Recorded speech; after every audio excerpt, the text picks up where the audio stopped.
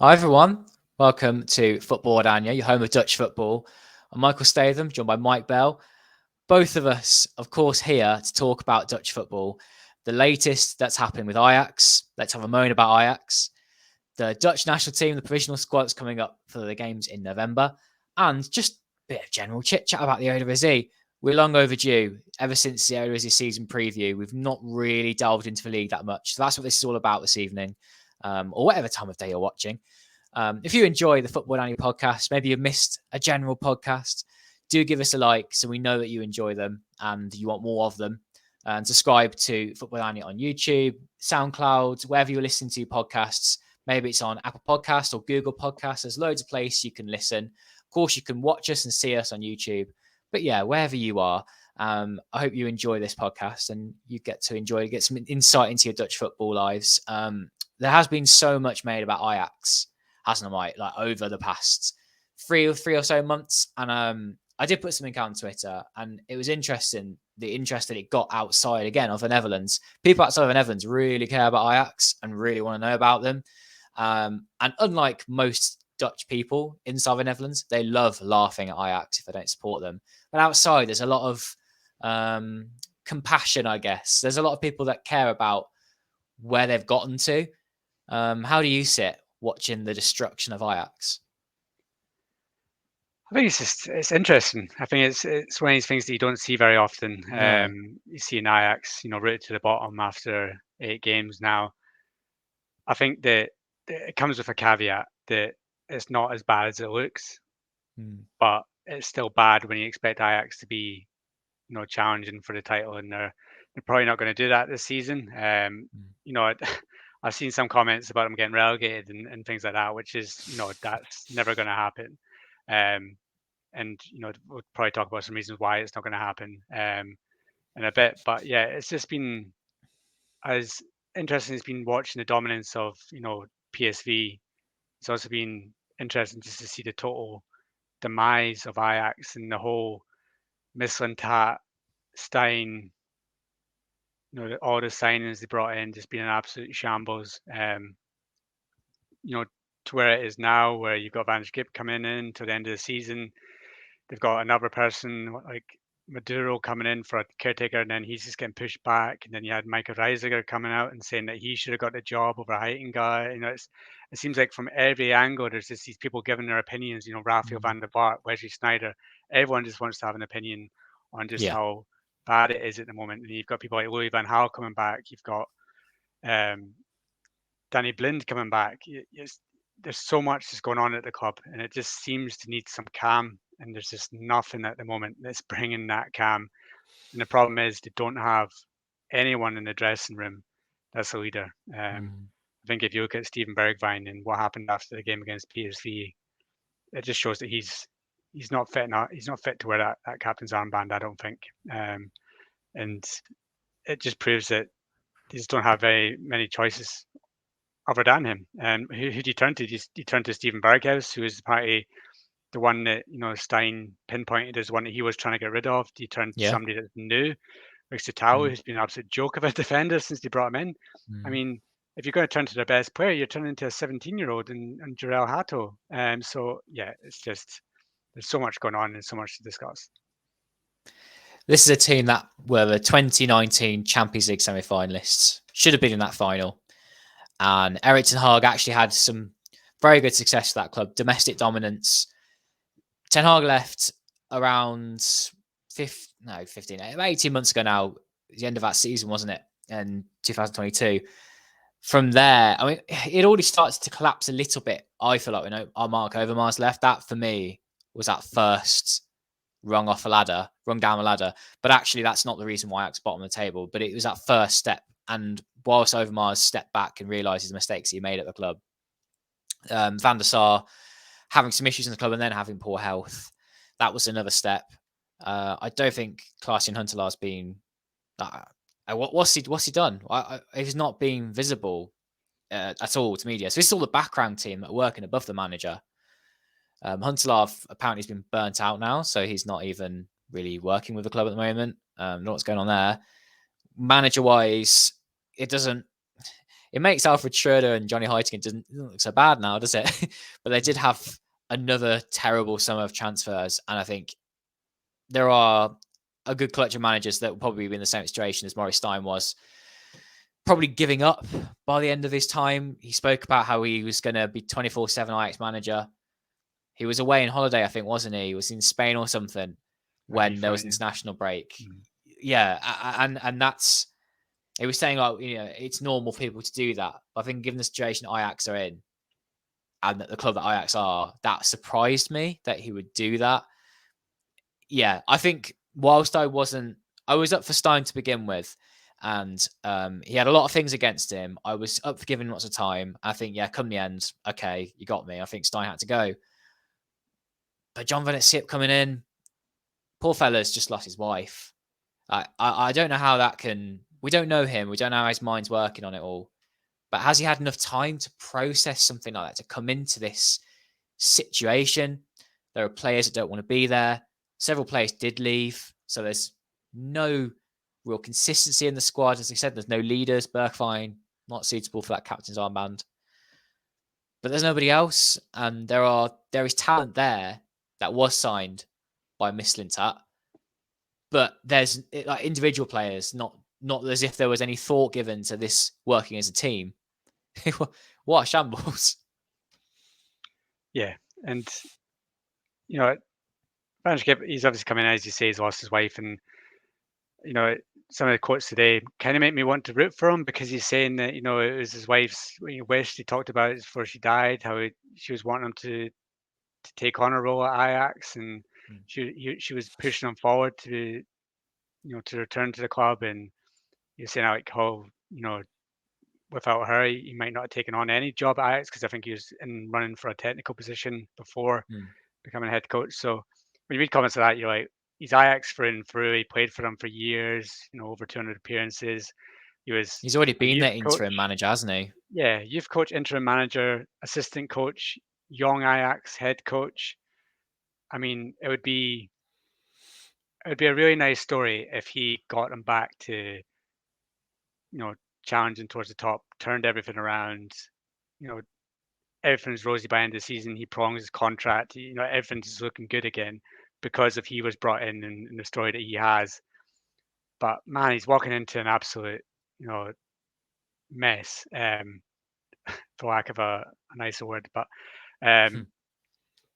yeah, looking at the signings that have come in, the right back guy, he's been disaster. He actually played all right against Brighton. I think he had an okay game, but he's been a shambles. And you got Divine Wrench, who's an absolute shambles as well when he plays for Ajax. You've got Statham, who came in for big money, and everyone's saying how good the signing he was at the start. He's been nothing short of absolutely disgraceful, to be honest. He's an absolutely shockingly bad centre back so far.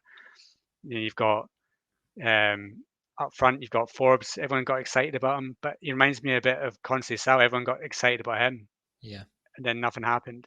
You can have a bit of pace and you can maybe dribble past a couple of players, but if there's no end product, then he's not going to go anywhere. Then you look at the midfield, Tahirovic, Taylor, horrible. It's just. And Tahirovic had the guts to go out into the media and talk about the players and the state of the club. And then you even got Branko van den Boomen coming out and saying that, yeah, we need to go out and strengthen in January because we're not good enough. And it's these players, the atmosphere behind the scenes must be absolutely toxic. They must have so much division. Players must be looking at each other like, you're terrible. You got brought in by Mislintat. Why are you here? It must just be a divided camp. And there must be 2 or 3 people that are looking to leave. I wouldn't be surprised if Berghuis goes in January. I think Steven Bergwijn will go. I think if Saudi Arabia come in from, he will leave. And his comments at the weekend sort of feel that, because he's taking pops in the media saying it's your fault. And then when someone said, our captain doesn't abandon their team halfway through the season, he's just like, you're trying to provoke me and stuff like that. And it's like, well, no, you answer the question, say, are you going to stay here and fight for the club, or are you going to take the money and go in January? He didn't answer it. So yeah, it's the good thing for Ajax that they can look forward to is the fact that the run now becomes very easy for the next few weeks. It does. Apart from Europa League, take that out of the equation. Their run in the league gets very, very easy, starting with Volendam on Thursday. They should be winning their next 5-6 games. And then you've got obviously RKC, you've got to just see out the last minute of that one, and that's a Yep. win. And Yep. then you look at them crawling back up, because right now they're on 5 points. But if you look at 5th placed Go Ahead Eagles, they're only on 15 points.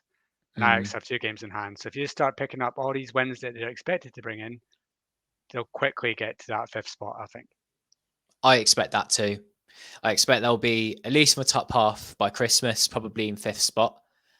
But I could be saying that really quickly here, having not seen and predicted how John Valiant-Skip's going to come in and have that impact. I expect that he will. With the talent Ajax have, they should be climbing that league. And that doesn't mean, I expect them to catch up with the top 4 or finish top of the league. There are a number of poorer sides in this league than Ajax with the talent they have. If you switched half of these teams around, like, I think you'd notice a quality difference with the players on the pitch. It's just about getting them playing. And Joel Veltman was right when, after the Brighton win over Ajax, he said the only way they're going to get out of this is by winning games. I think Valiant-Skip's going to get them doing that. Just winning games. If they beat Volendam 1-0, dodgy own goal, whatever, that's going to be the start of something. And it's better than they have been doing. But they started the season with a 4 win over Heracles, and it was an okay performance, wasn't it, really? Like, it wasn't glitteringly best performance ever, but at home they are stronger. Ajax have played Twente, Feyenoord, Utrecht, some difficult teams, RZ. And I know that they've lost them pretty badly, some of these games. But I think playing some of the teams down the bottom half of the league, you will soon see that Ajax will climb that league and things will get better. Because they're at such a low point now, bottom of the Eredivisie. That's just, I know we said at the start of the season our predictions that I thought, 3rd place, and you're like, I think they'll be 4th. And I was like, what? You think they'll be 4th? And now here we are, 18th. Yeah, and now we're thinking, they'll probably just end up 5th, because if you actually look at the table, there is actually now a gap between 4th and 5th. It's actually building. Oh, massive. And that's an 8-point gap now. And we're only 10 games into it, and that's only going to get bigger as the weeks come on. Because I think there is a quality gap between that top 4 and the rest. And Ajax just sitting at 5th position. As you said, they've had a tough run of games. PSV the weekend as well, and I think they're going to be 5th. And then you've just got a shell of teams that could finish anywhere between 6th and 18th. It's that close at the moment. So I think the next few weeks will be telling where they'll start picking up wins, and then we'll see the confidence slightly building. But they are playing weaker teams, and we'll see what the confidence is feeling like when you actually play Brighton at home or AK Athens, or we'll see what they're doing in Europe. But I think Eredivisie is going to be kinder to them in the next few weeks, and they should pick up wins, whether they're big blowout wins or just 1-0 wins. It doesn't really matter at this stage. You just need to get those 3 points on the board. And then in terms of Europe, it's probably not a priority at the moment, but Ajax don't want to be embarrassed. I wonder whether they can get a win.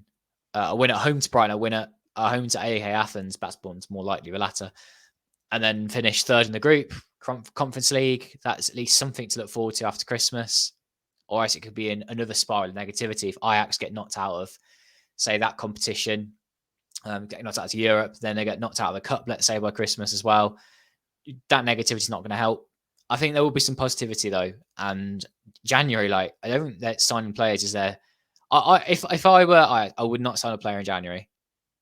I think that's just asking for more. Maybe one player, someone who can come in, has been at the club before, can make an impact. Don't know who's going to come in and do that. I mean, David Klaassen might come back. David Blitt might come back. Something like that. I don't know. I hope not. Someone that's been there before and is experienced will make that impact. I don't know who would want to, and I just wouldn't. I think you've got enough talent there. We've not seen any of Chuba Akpom, for example, still warm to bench. He's top scorer in the Championship last season. They didn't sign him to sit on the bench, which shows, again, Mislintat's just poor handling of the situation, why you would sign him in the first place then. And what's gone wrong with trying to implement to a team.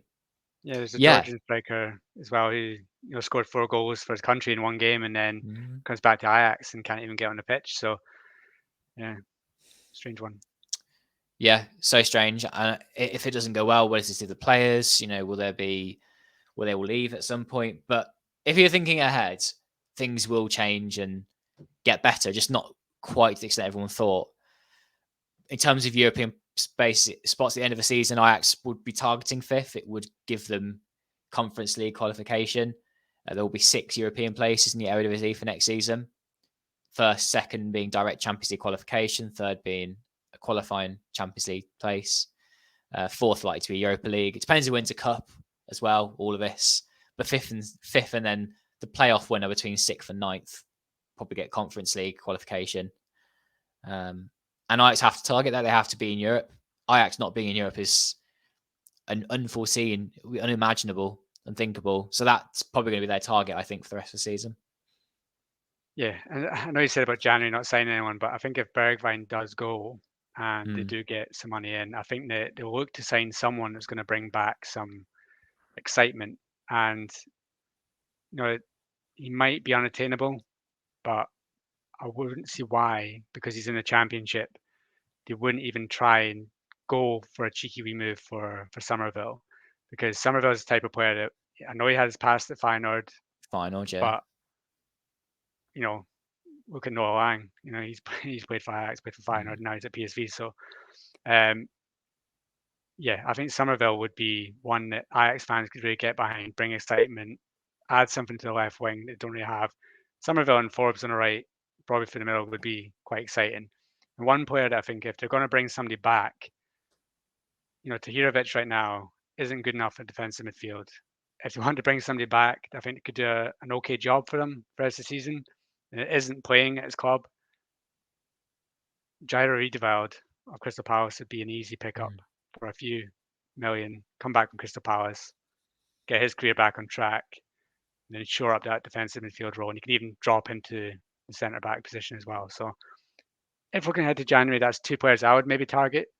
But yeah, we'll see. We'll see what position they're in January. We'll see if Steven Bergwijn does actually go to raising some funds, because right now, if they're not going to be heading straight for Europe, the purse strings might be a bit tight behind the scenes. It's going to be so damaged for Ajax long term. We just pick up once more the negativity. Perhaps we then move on to talk about some of the teams. But I think, well, if you look at the talents, if you look at the second division, who's bottom of the second division is young Ajax. So it's not as if there's all these amazing young talents that are coming through. There is, and some of them in the under-19s, there's some names we can mention, but they're currently bottom in the second division, which is young Ajax is usually fighting at the top. They've even won the league recently, and then those talents get brought through. But yeah, it doesn't even look like there's many coming to save the day at the moment. I've been informed that there might be a few that are in the generation below that, and their team has got a few of those in, but they're just so young and it's going to take time. Yeah. I mean, Hilinsson has come through, and Harter, of course, which people are well aware of. Those have been sort of fast tracked, haven't they, into this position? But maybe Voss as well. There won't be too many after that. That'll be involved that much at this stage. Yeah, I was just going to say, like, long term, you got the youth products that if they're going to dry up a little bit, and Ajax haven't got that big player to sell on, really. Bergwijn might, Harto, I guess, in a year or two, if that's what's happening. I hope it doesn't. If he stays a little longer than that. Ajax are going to not run out of money, but they won't have those Champions League riches anymore. They spent so much of it, wasted it last summer. They've been storing it up for so long. I mean, they'll probably still have some left, but it's not going to last that long. If they're not in the Champions League, they won't want to spend it. But long term, does this not see Ajax fall backwards immensely when you look at PSV, Feyenoord, even RZ to a certain extent?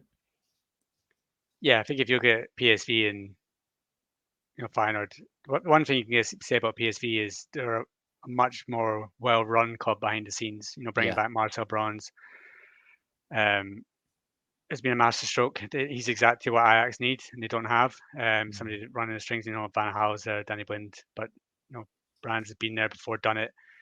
Brought in some smart signings. Noah Lang, excellent signing. When you lose players like Sangare, they know how to spend the money well, and I think they did that. Feyenoord just, they got the best manager in the league. Yeah.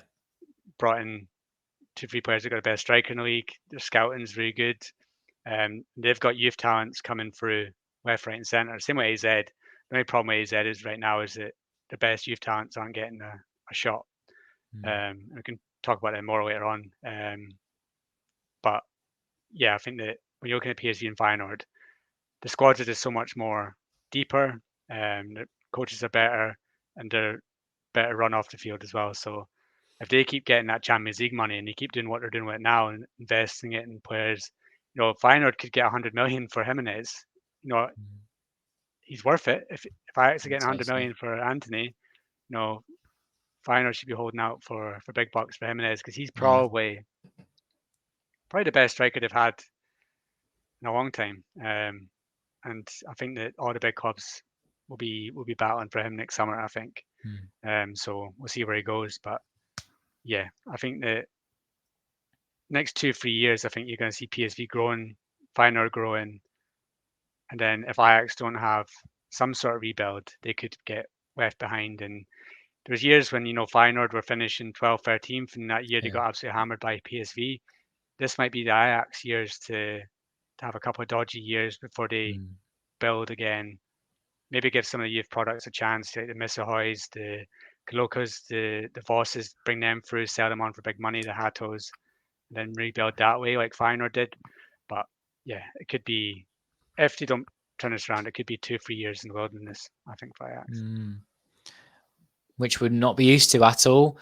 Let's talk about some different teams. PSV, we have to talk about them. 10 wins out of 10. I'm not aware when the last time that was done. There must be a record out there in the Eredivisie for the wins at the start of the season. I really enjoyed that game. 5-2 against Ajax. Lozano with a hat-trick. It's good to see him back in good form, back in the league.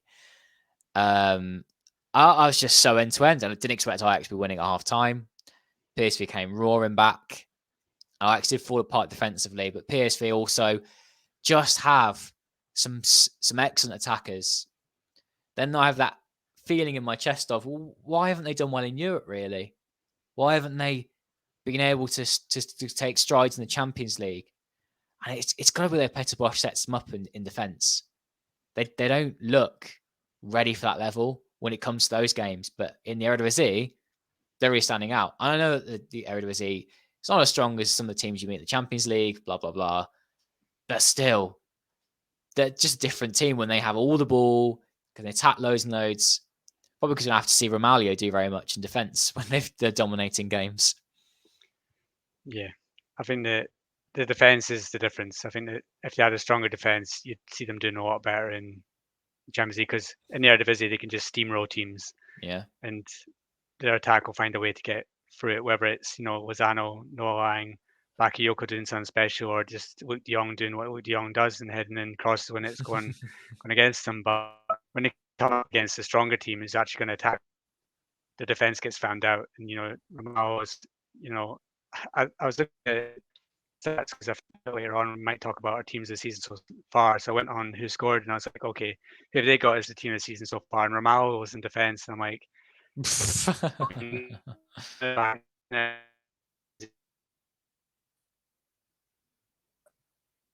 he played a strong team. Even against Ajax, he was getting found out. So yeah, and then obviously they brought in Kochuk to shore up the defense, and he's out. He's just had surgery, so setback is going to be a problem for him. And then you've got to on the whole.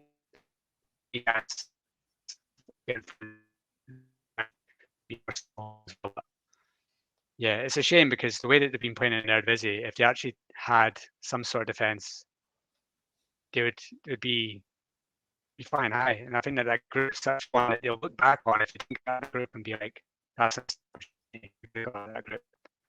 And it's what the other couple we're going to come on to is doing in Champions League much better.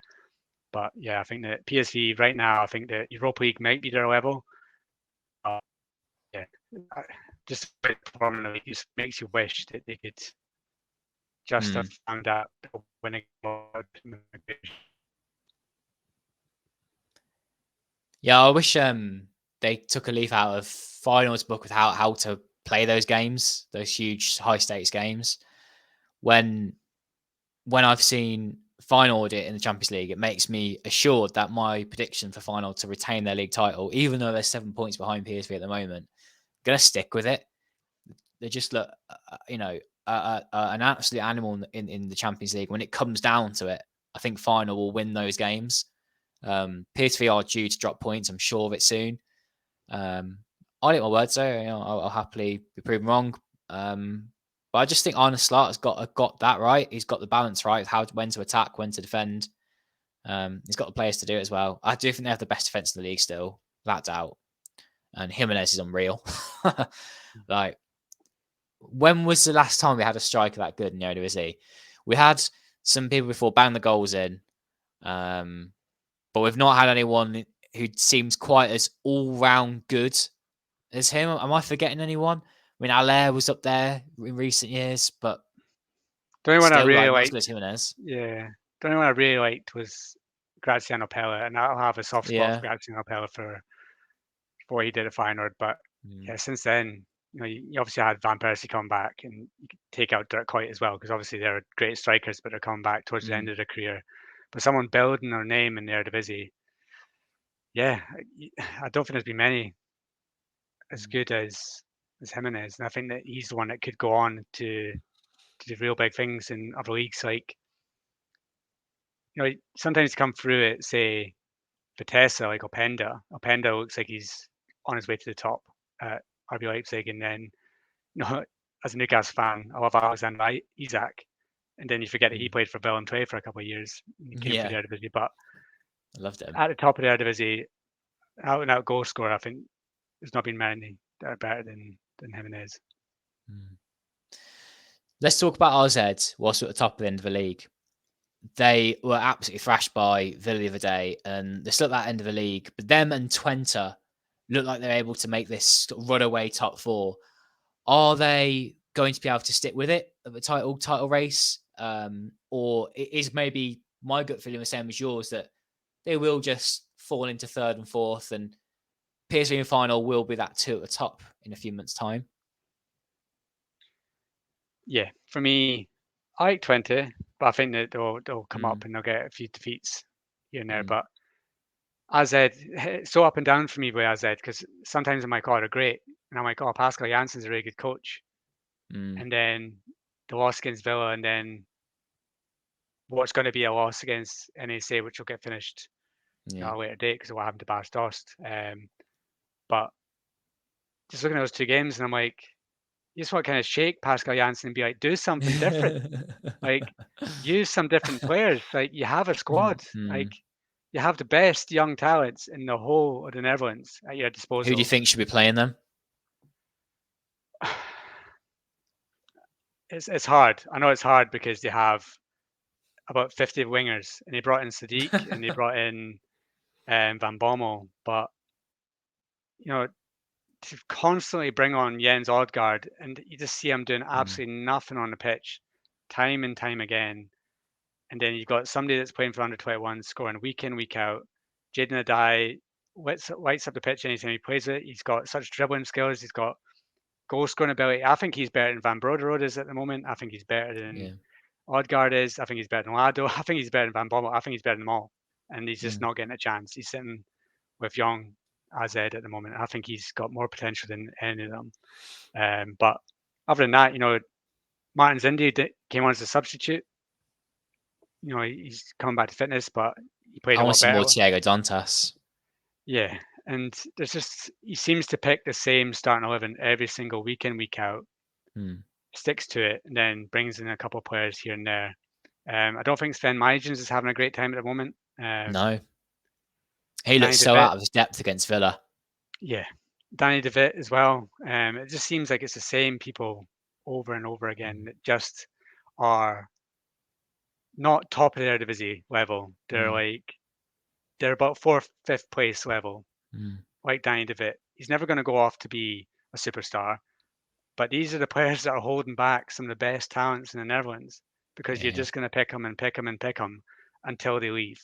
And that's Pascal Jansen. And I can see all the AZ fans getting frustrated, and when he was going to link to Rangers, I saw everyone saying, oh, well, if you pick him, you might do all right results-wise, but none of your young talents will get given the game.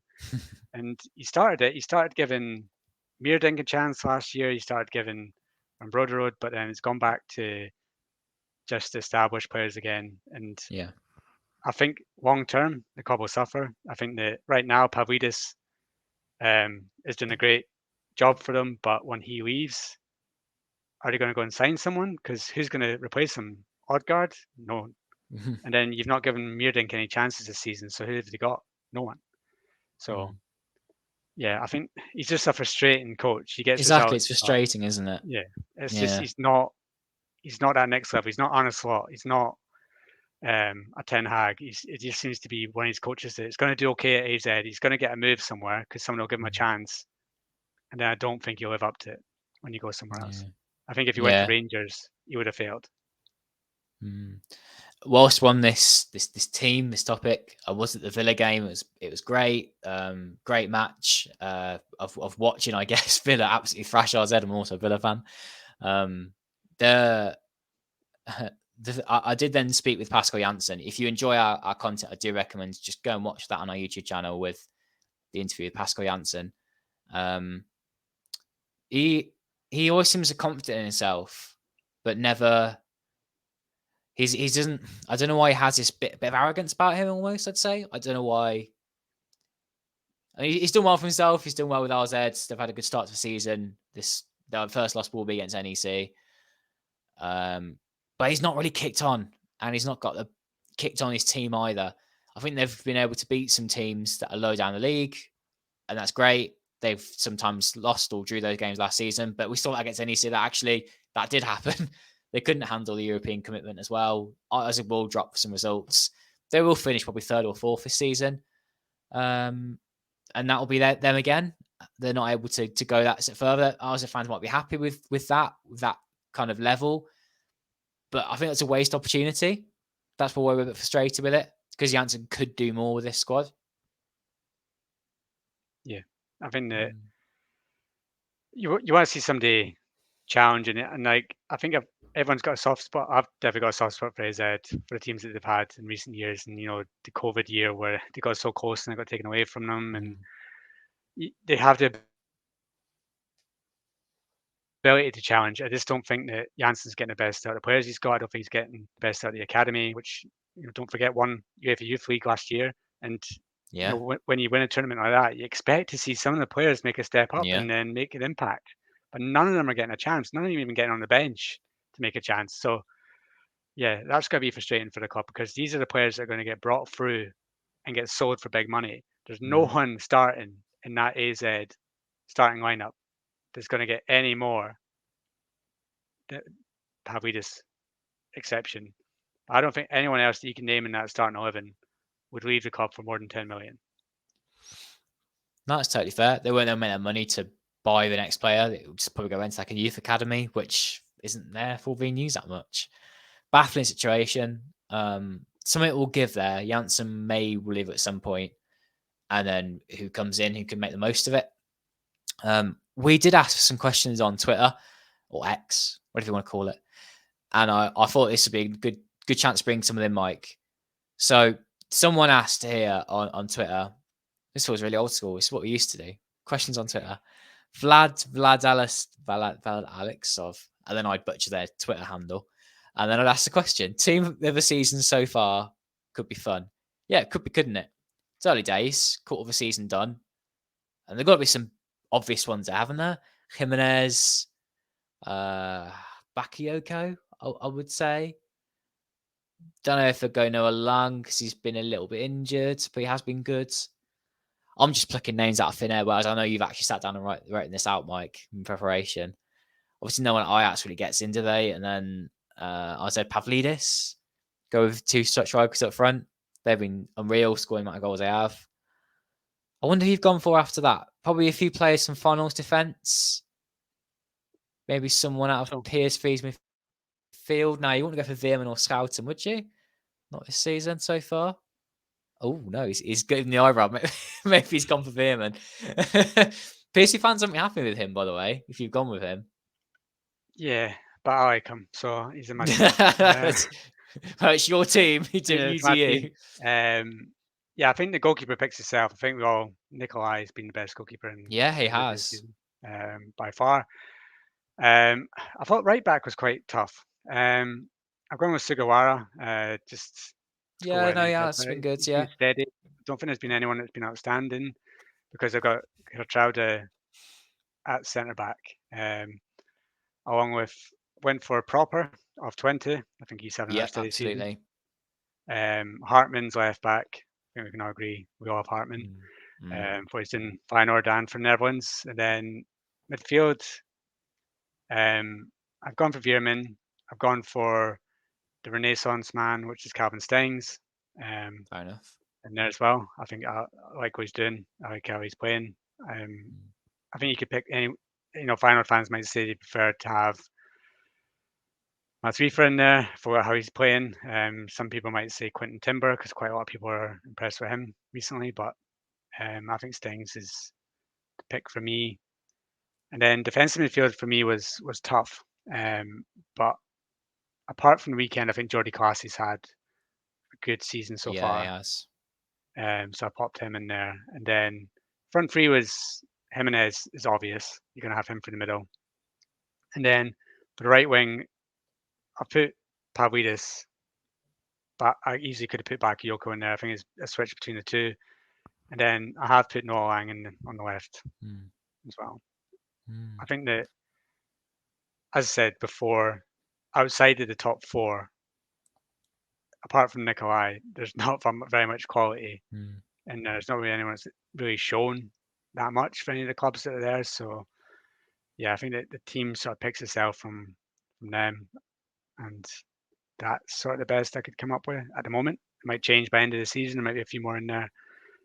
But yeah, I think that was pretty much best I can get it. I'm going to make up a new section of the show here where we're just going to blitz quickly for the Eredivisie, not to wet every single team, but you mentioned there about lack of quality. Perhaps it's time to bring out a few of the reasons why, like pick on some teams now and have a quick chat about them and also some disappointments. The first disappointment for me has got to be Vitesse. Awful. Oh, I not enjoy watching them this season. I won't say I waste my time watching them, but not particularly enjoyed it. Volendam, severe lack of quality, but they have got some admirable players. I mean, George Kotz has come in, our hero. XD Volvik, lack of quality. Mikkel Kramer is the only player there that is any good for me. Achille, actually, as well. Quite like Achille in midfield.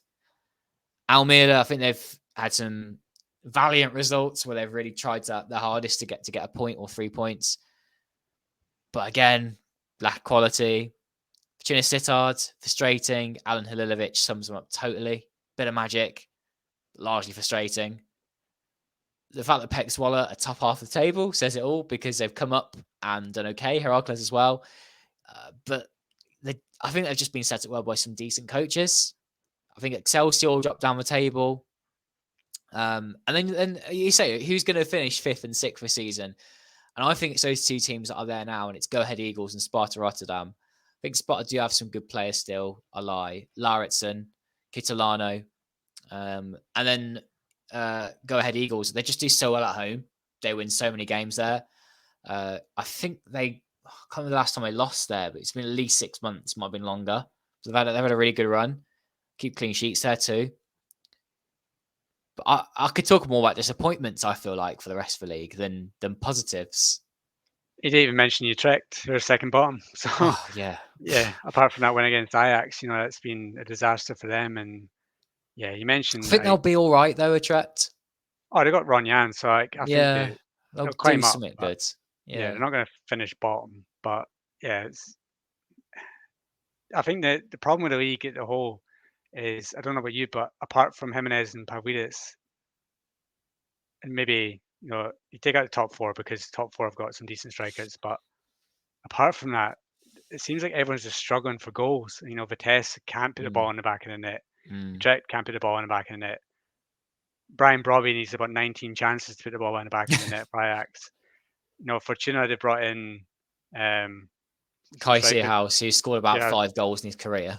Heracles brought in he was at Vitesse last season, Sanko from Stuttgart. Yeah. Vitesse brought in Fofana from PSV, then he done his leg in, and now he's out for the rest of the season. So Persson is his name, Norwegian striker as well. yeah, and then Heracles are doing okay, Pexvoll are doing okay, but Sparta have probably outside the top four the best striker there in Lauritsen. It's a shame for them that Koki Saito got injured because I love watching him play, but he's out same. for a few months. Go Ahead Eagles have Bobby Adekanye. I like watching him play. I think he's got a bit about him. But yeah, there's just some absolute trash in the league at the moment, I think. I'm not going to put NEC Nijmegen in that category though. I think they're just underperforming. I still think they'll come good. Well, I like their starting 11. They're a game in hand, so if you give them their 3 points that they're going to get against AZ, then they jump up to top half. So if you're looking at somebody that could sneak into top 6, NEC Nijmegen are the one. They could. Because we all love Dirk Proper. He's in there. I think that obviously Jasper Sellison's in goal. They've got a couple of good. Netherlands under 21 squad has 4 players in it from NSA because you've got Sontje Hansen there as well, Yuri Bass, the goalkeeper who came in for Selison Roos. So you've got some good young talents in there. Dirk Proper in midfield. You've still got Lasha Shona in there. Up front, Bas Dost. So let's hope he makes a full recovery. He can get back on the pitch as soon as possible. Magnuson seems to be scoring goals as well. Yeah, 6 goals already. Yeah, so I think that they have a lot of talent in there. They've been underperforming, but they're the ones that could jump up. And Heerenveen are ones for me that I thought would be doing a lot better. And there's even talk about them sacking their head coach. Which is fair. Yeah, and Kies van Wonderen was one a couple of years ago that were saying might be the next head coach to maybe go to bigger things, but it's just not worked out. And I think they've got Sarui up front, who seems to have a bit of magic about him.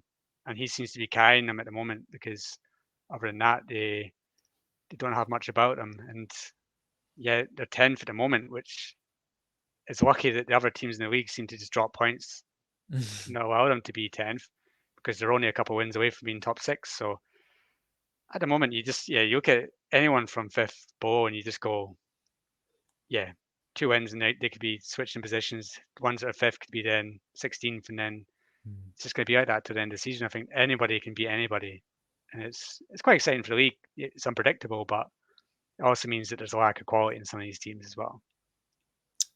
Fully agree. I hope we can see a little breakaway behind that top 4. We might end up seeing a little clutch of AJAX, Sparta, Go Ahead, maybe NEC a little bit later this season. That could be fun. But until that point, and we need to see some new young players just throw something out of nowhere. An 18-year-old pops up at a mid-table team and carries them a little bit. We're not seeing that in a little while. I want to see a bit more of that too. Next then, we had questions, by the way, on Twitter about AJAX, and I feel like we've answered those, so I'm not going to talk about that one. But we've had questions about the Netherlands, of course, with the Euros and the next generation coming up. So if I start with the Netherlands, the provisional squad came out, and in fact, I'll ask that question from Twitter in a moment. What did you make of the provisional squad, Mike? Were there surprises there? What are the headlines that we can tell everyone?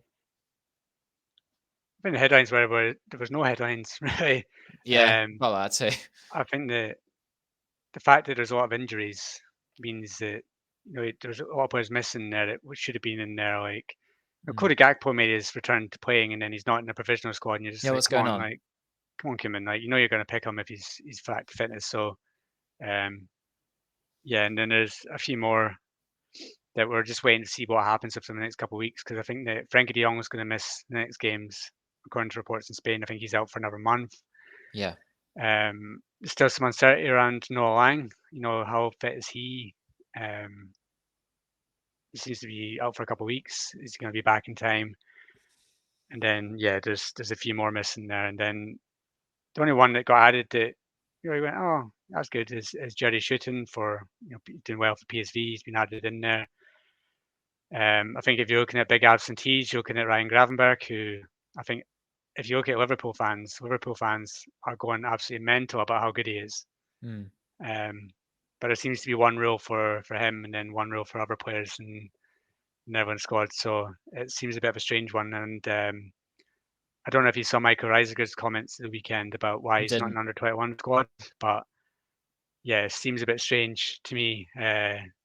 The reason that Ryan Gravenberch isn't there is because there's games in October and games in November, and they're too close together to add somebody that's new. But then he's brought back players like Isaac Babadi into the squad who missed the games in October. So it'd be in the same boat if you put Gravenberch in there. So yeah, it seems like a bit he's of a been lesson. punished. Maybe they're trying to show that. Well, yeah, but then punishing him for not being on before, and but then they've not done that with Jeremy Frimpong. So he missed one squad because of that, and then got brought straight back in. And then Botman didn't miss any; he got straight into an everyone squad. So if that's the case, and you've got somebody excelling for a top of the table Premier League side, and then you're making an example out of him, what's the reason for that? Why is he suddenly getting treated a bit differently?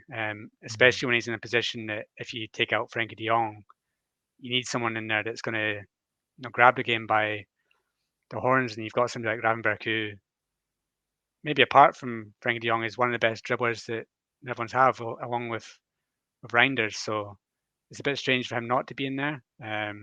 But as I say, there's still 2 weeks to go until he actually names the actual full squad, so it can change. But I think the rest of the squad was just as you expect. Yeah. There's players that shouldn't be there. I mean, I wouldn't be picking Steven Bergwijn at the moment. I wouldn't be picking Brian Brobby, even though I think he did okay on his debut. I'd be picking, but then what options does he have really? You got Xerxes, maybe at Bologna, but he's at Bologna. He's out. He's scoring hundreds of goals. But then you look at Weghorst, who does a job for the Netherlands, but has scored once for Hoffenheim this season. It was a penalty. So it's up front. There's so lack of options. He's kind of, his hands are tied with who he picks. But yeah, I think the rest of the squad sort of. That is also because there are still players out injured, unfortunately. But a question that was on Twitter from RJ and Huskies was, what is the Netherlands 11 for the Euros right now? He said everyone is available. So assume everyone's available. What formation are you going for? Who do you play at the top? What does that Netherlands 11 look like right now? Wish I preferred this one. So in goal, I feel like a lot of it just pick itself. Yeah. But if you go with 5 at the back, you need to make sure you match those players that go with it. Yeah, I think right now you'd pick Dumfries to right, Hartman left. You'd have Van Dijk in the middle, Ake left. The right hand side, Timber won't be back, will he? Timber probably, but everyone's available. So well, yeah, in that logic, Timber, De Ligt there. You got Frankie, then you've got Reinders next Reinders, yeah. And then, so if you're going 5-3-2, you've got Frankie, Reinders, Simmons. Then you've got Memphis up front, Noah Lang left, Gakpo? And then Gakpo. So isn't that too many? Yeah, it's too many. He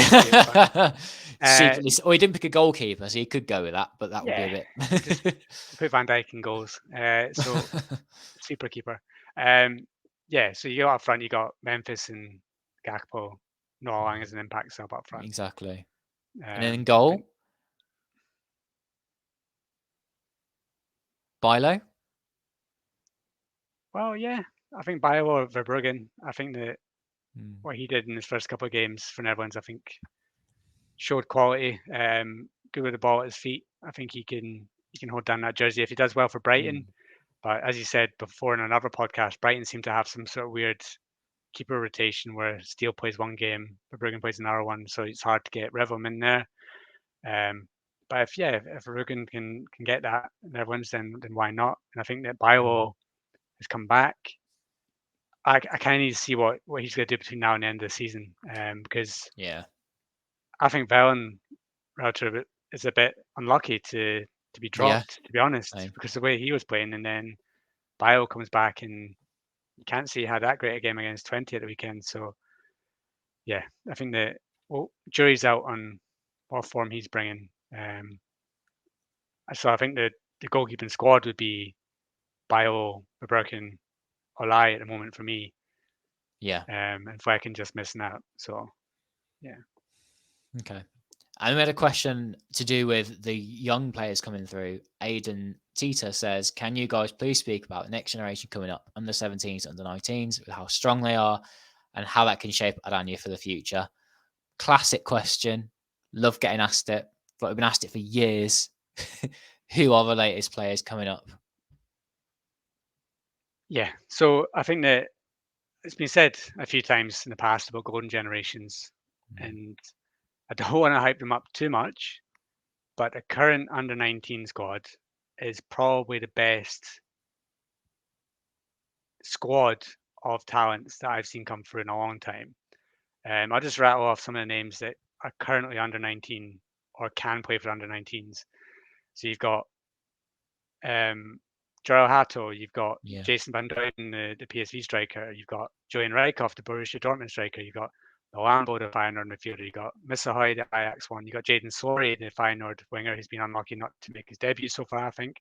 Jaden Adai, who I spoke about earlier on, Savannah Voss, Tiger Land, Kiloka Dienhausen, who's just made his Juventus debut, Thomas Bloxdale, who got such rave reviews for Groningen last season, even though he got relegated. You got Babadi, who's making his breakthrough for for PSV, this season. Javairo Reid, who is a very young right back, who's already 2 years above where he's playing right now. You've got Mike Klein, who's been the talent for years. You've got goalkeepers like Rick Stur. You've got Zekio, who's made 2 appearances for Feyenoord this season so far. Now that's under 19s, and that's not even taking into account you've got all the AZ talent such as Keith Smith, Max Meerdink. You've got shooting in midfield. You've got Joe van den Baan up front, who's currently doing really well in the youth league again. Then you've got players playing abroad. You've got Shane Kluivert coming through at Barcelona. You've got Yannick Eduardo, the young Dutch/Portuguese striker who's playing for RB Leipzig. I'll just name a couple of other strikers that are coming through. You've got Shaquille Van Persie, who's been unlucky with injury, so he's not played this season. You've got Sky Vink, who's 17, but already made his debut for Ajax under 21s. Sami Budahane, young PSV striker, who's currently a starter for under 17s. Thijs Krijveld, who's made his unofficial debut for Feyenoord this season, but he's a 17-year-old midfielder. And I could go on. You've had people watching this right now, like on their Football Manager account, just like clattering their fingers away, typing their names in. Quick. Kelvin Nijenhuis, the 15-year-old Feyenoord midfielder, who's already playing for under 18s. Yeah, there's loads of them coming through. But right now, if you want to watch one during the next international break, if you want to watch one Netherlands squad that is above the rest, watch the under 19s because that's where they all are. There's a couple of them, Isaac Babadi and Hato, they've made a jump to under 21s already, but yeah, the under 19 squad is unreal, and that's not even taking into account half the squad players like Banzuzi, and yeah, there's too many to name in that squad that I know are I think destined for bigger things coming forward. And whereas in the past you've had under 19 sides that have had 2 or 3 good players, this team one seems to be strong from the back to the front in every single position. So yeah, that's the one I'd be looking out for. Brilliant info. Thanks for telling us. And that's a really positive way of ending this podcast. And Cal, you want to bring up Mike? Well done to Xavier Simons for getting named 6th in the under 21 Ballon d'Or award. Not under 21. That was won by Jude Bellingham. Jude Bellingham. Yeah. So he's doing really well for RB Leipzig, especially to throw that for the Netherlands next time round. And yeah, I think that I'm looking forward to the Netherlands games next month. You know, it kind of feels good.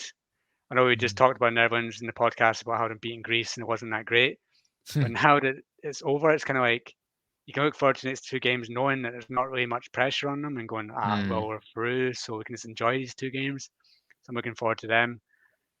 And yeah, I think that as much as we say that there's a lack of quality in Eredivisie this season, I think we're shaping up for a very good title race, at least between PSV and Feyenoord. And we're in for an intriguing few months with what's going to happen with Ajax. So I think Dutch football as a whole, is intriguing at the moment because you've got the Eredivisie, you've got so many talents coming through around Europe, and so many good Dutch players making waves in every single league. So yeah, I think we're doing well as Dutch football fans. So let's enjoy it while we can. And I love that it's almost confirmed that the Netherlands will at least be the 6th best league in Europe again after having that title last season. Again, this season they will. Unfortunately, it looks like they won't be able to catch up with France to make that top 5 crack, but I feel like it's a step too far. And I know that some top Dutch teams could beat top French teams, but not this season. I don't think that they deserve that title yet. Maybe in a future season, but it feels like this was a chance this time round. And if the Netherlands had done it, the Netherlands would have had 7 European spots and 4 Champions League tickets. Unreal. Oh, what would I do with them all? We'd have all sorts of random teams qualifying. It's not over yet. AZ could turn it around in their group. It's looking unlikely. I just don't see it now. I saw at the start of the season, but we're looking at having to have a big turnaround, aren't we, for Dutch clubs in Europe? Yeah, you need Feyenoord to get through in the Champions League, and then to cause an upset in the last 16, you need PSV to go far in Europa League. Yeah, you need Ajax to sort themselves out and maybe go to the Conference League final. And AZ need them somehow need to finish second. Yeah, and I don't see how. I think that AZ will lose to Villa next time. Then I think that's them. And I think they'll have to play against Lecce in the last game, and only a win will see them through. And I think they won't win in Poland. Yeah. It's a tough place to go. Yeah. I think Ajax finished bottom of their group.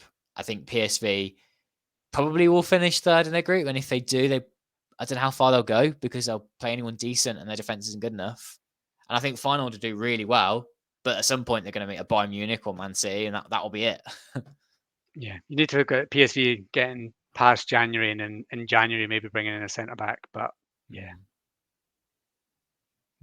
Well, we had lots of positivity then from you, Mike, and I thought I've just kind of pooped on all that. But it is still a really good time to watch Dutch football. The Eredivisie, there's so many reasons why absolutely you should get into that league. Just to finally say then, thank you very much for listening and watching and for liking our podcast. Don't know where you were listening to us. We were all over the place on different platforms. But if you are watching on YouTube, just leave a comment down below what you think of the podcast, anything you want to comment on, chat to us about. We'd always get back to you in the comments. Anything, honestly, Dutch football related, just go for it. Share our podcast. Is anyone out there who wants to get into Dutch football? Then do it. Share it with them. If you enjoy our podcast, like I said, give us a like, subscribe to us, whatever platform it is, and just support us. We really do appreciate it. Help us grow, help us reach new audiences. Thanks everyone for listening for like a good hour. We'll be more from us at Football-Oranje very soon. There's more European games coming up. We've got the Netherlands games in November. More to come. So yeah, thanks for watching, and we'll speak to you soon.